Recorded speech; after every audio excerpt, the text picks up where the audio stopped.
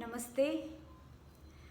आज हम बात करेंगे इमोशंस को लेके कि क्या कारण है कि हमारे इमोशंस हम पर इतने हावी हो जाते हैं कि हम जीवन में सब कुछ प्राप्त करके भी कहीं ना कहीं खुश नहीं रह पाते जितना कि हमें होना चाहिए।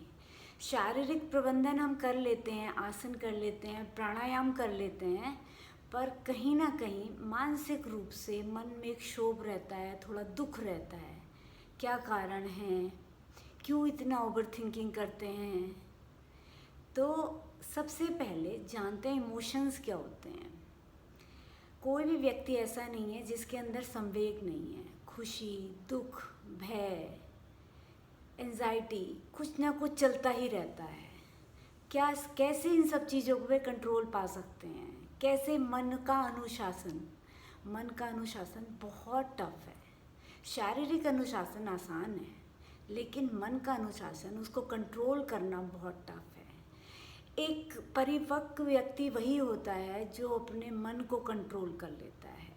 जिसने मन पे नियंत्रण पा लिया वह शारीरिक नियंत्रण भी पा लेगा। खुशी क्या है? जब हमें प्रेम मिलता है, सहयोग मिलता है, हम खुश होते हैं।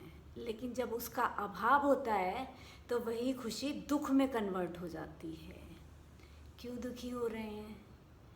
इसका मेन कारण है जिस व्यक्ति से हम जिस चीज़ की अपेक्षा कर रहे हैं वह अपेक्षा ही गलत है। अगर वह फुलफिल नहीं हो पा रही तो आपको दुख करने की आवश्यकता नहीं है, क्योंकि आपने जिस व्यक्ति से उस बारे में सोचा वह सोचना ही गलत था। सेकंड थिंग, भय क्या है? हम जब भी जीवन में झूठ बोलते हैं या कुछ चीज़ें छुपाने की कोशिश करते हैं तो उसके होने वाले परिणाम से हम पहले ही भयभीत होने लगते हैं। तो कोशिश करें जीवन में झूठ कम बोलें, उस भय में नहीं जिएंगे कभी भी। आपको डर नहीं रहेगा किसी भी चीज़ के परिणाम का। अगर आप सच बोल रहे हैं तो आपके अंदर डर नहीं आएगा। तीसरी चीज़, क्रोध। क्रोध क्या है? क्रोध जब भी जीवन में इच्छा पूर्ति नहीं होगी ना, या चीज़ें आपके मन के अनुसार नहीं चलेंगी, तो वह चीज़ क्रोध में कन्वर्ट हो जाएगी।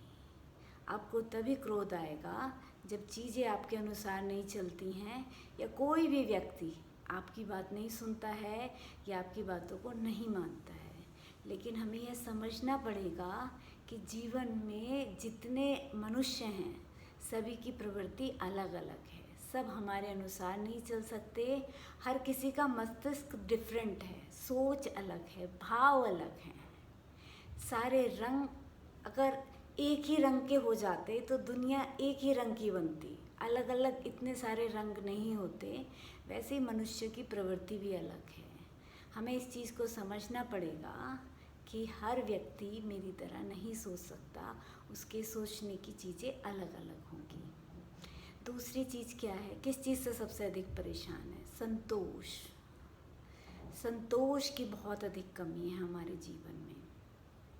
हमने सारी भौतिक वस्तुएं प्राप्त कर ली, गाड़ी प्राप्त कर ली, घर प्राप्त कर लिया, सब कुछ प्राप्त कर लिया, पर फिर भी और की इच्छा खत्म नहीं हुई। मैं कहती हूँ कि जीवन में आगे बढ़ना गलत चीज़ नहीं है, लेकिन अपनी क्षमताओं को समझें, उसको प्रेशर न बनाएं। क्योंकि जब वह चीज़ें प्रेशर बनने लगती हैं तो आपका वर्तमान खत्म होने लगता है। आप सिर्फ भविष्य में जीते हैं, सिर्फ भविष्य की चिंताओं में पड़े रहते हैं, और भविष्य तो किसी ने भी नहीं देखा कि वो कल को किस तरीके से चेंज होगा। खुश रहने का सबसे आसान माध्यम है वर्तमान समय को जीना सीखें। अगर आप वर्तमान को जिएंगे तो चिंताओं से मुक्त रहेंगे। 99% लोग या तो पास्ट में रहते हैं या फिर फ्यूचर में रहते हैं, प्रेजेंट को नहीं जीते हैं। जिस दिन व्यक्ति ने प्रेजेंट को जीना सीख लिया वह उस दिन वास्तव में खुश हो जाएगा। उसने जिस दिन चीज़ों को इग्नोर करना सीख लिया, आप परिपक्व बन जाएंगे। स्थितियाँ नियंत्रण। कभी सुख है, कभी दुख है, परमानेंट तो कुछ भी नहीं है। समत्तम योग उच्यते। हर स्थिति में अपने आप को समान रखना सबसे बड़ी कला है। अगर आपने इस कला को जान लिया, आज मेरे पास गाड़ी आ गई है, बहुत सारी चीज़ें आ गई हैं, मन में खुशी है, मटेरियलिस्टिक चीज़ें हैं, खुश तो बहुत है मन, लेकिन ये चीज़ें परमानेंट नहीं हैं, क्योंकि इनका अंत तो निश्चित है। तो बहुत अधिक उन्हें पाकर अहम का भाव भी नहीं लाना आपको। और आज अगर गाड़ी डैमेज हो गई तो परमानेंट तो नहीं थी ना, तो बहुत अधिक उसके पीछे दुखी भी नहीं होना है। हमें चीज़ों को एक महल बनाना है चीज़ों का, उसमें अलग अलग रूम बनाने हैं, हर व्यक्ति को, हर वस्तु को अलग अलग जगह देनी है उनकी प्रेफरेंसेस के अकॉर्डिंग। किसको कहाँ रखना है, कहाँ नहीं रखना, अगर आपने उन्हें सही जगह रख दिया, आप उसको उसी तरीके से वैल्यू करेंगे कि हाँ, इसके लिए इतना ही दुखी होना है, क्योंकि यह व्यक्ति इतना समझदार है, चीज़ों को समझता है, हमारे भाव को समझता है। आप दुखी तभी होते हैं जब आप गलत व्यक्ति को गलत चैम्बर में रख लेते हैं। तो सबसे पहले अपने माइंड में एक पैलेस का निर्माण करिए, उसमें चीज़ों को सही जगह रखिए कि क्या चीज़ें आपकी शिक्षा है उसको सबसे ऊपर रखिए, क्योंकि वो आपके साथ हमेशा रहेगी। अगर आप बुक रीडिंग करते हैं तो उनसे अच्छा दोस्त नहीं है, वो आपको कभी दुख नहीं देते हैं चीज़ों में। तो अगर छोटी छोटी चीज़ें बदलेंगे तो मानसिक तनाव बहुत हद तक कम हो सकता है।